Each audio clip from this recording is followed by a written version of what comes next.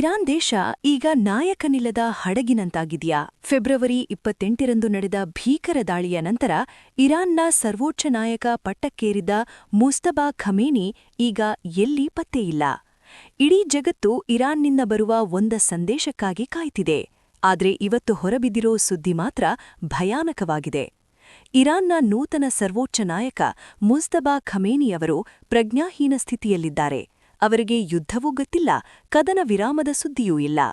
ಏನಿದು ಇರಾನ್ನ ರಹಸ್ಯ ಕಾರ್ಯಾಚರಣೆ? ಬನ್ನಿ ಇವತ್ತಿನ ವಿಡಿಯೋದಲ್ಲಿ ಡೀಟೇಲ್ ಆಗಿ ನೋಡೋಣ. ನೆನಪಿರಲಿ, ಫೆಬ್ರವರಿ 28ರಂದು ಅಮೆರಿಕ ಮತ್ತು ಇಸ್ರೇಲ್ ನಡೆಸಿದ ವೈಮಾನಿಕ ದಾಳಿಯಲ್ಲಿ ಇರಾನ್ನ ದೀರ್ಘಕಾಲದ ನಾಯಕ ಅಲಿ ಖಮೇನಿ ಹತ್ಯೆಯಾಗಿದ್ರು. ಅದೇ ದಾಳಿಯಲ್ಲಿ ಅವರ ಮಗ ಮುಜ್ತಬಾ ಕೂಡ ಟಾರ್ಗೆಟ್ ಆಗಿದ್ರು. ಸೋರಿಕೆಯಾಗಿರೋ ಆಡಿಯೋ ಪ್ರಕಾರ ಇಸ್ರೇಲ್ನ ಬ್ಲೂ ಸ್ಪ್ಯಾರೋ ಕ್ಷಿಪಣಿಗಳು ಅವರ ಮನೆಯ ಮೇಲೆ ಬೀಳೋ ಕೆಲವೇ ಸೆಕೆಂಡುಗಳ ಮುಂಚೆ ಮುಜ್ತಬಾ ಮನೆಯಿಂದ ಹೊರಗೆ ತೋಟದ ಕಡೆಗೆ ಬಂದಿದ್ರು. ಕೇವಲ ಕೂದಲೆಳೆ ಅಂತರದಲ್ಲಿ ಅವರು ಪ್ರಾಣಾಪಾಯದಿಂದ ಪಾರಾಗಿದ್ರು. ಆದ್ರೆ ಆ ಭೀಕರ ಸ್ಫೋಟದ ತೀವ್ರತೆಗೆ ಅವರಿಗೆ ಗಂಭೀರ ಗಾಯಗಳಾಗಿದ್ದುವು ಅನ್ನೋದು ಈಗ ಬಯಲಾಗಿದೆ. ಬ್ರಿಟಿಷ್ ಪತ್ರಿಕೆ ದ ಟೈಮ್ಸ್ ವರದಿ ಪ್ರಕಾರ ಮುಜ್ತಬಾ ಖಮೇನಿ ಬದುಕುಳಿದಿದ್ದಾರೆ ನಿಜ, ಆದ್ರೆ ಅವರು ದೇಶವನ್ನ ನಡೆಸುವ ಸ್ಥಿತಿಯಲ್ಲಿಲ್ಲ. ಪ್ರಸ್ತುತ ಅವರು ಕೋಮಾ ಸ್ಥಿತಿಯಲ್ಲಿದ್ದು ಅವರಿಗೆ ಟೆಹರಾನ್ ಸಮೀಪದ ಪವಿತ್ರ ನಗರ ಕೋಮ್ನಲ್ಲಿ ಚಿಕಿತ್ಸೆ ನೀಡಲಾಗ್ತಿದೆ.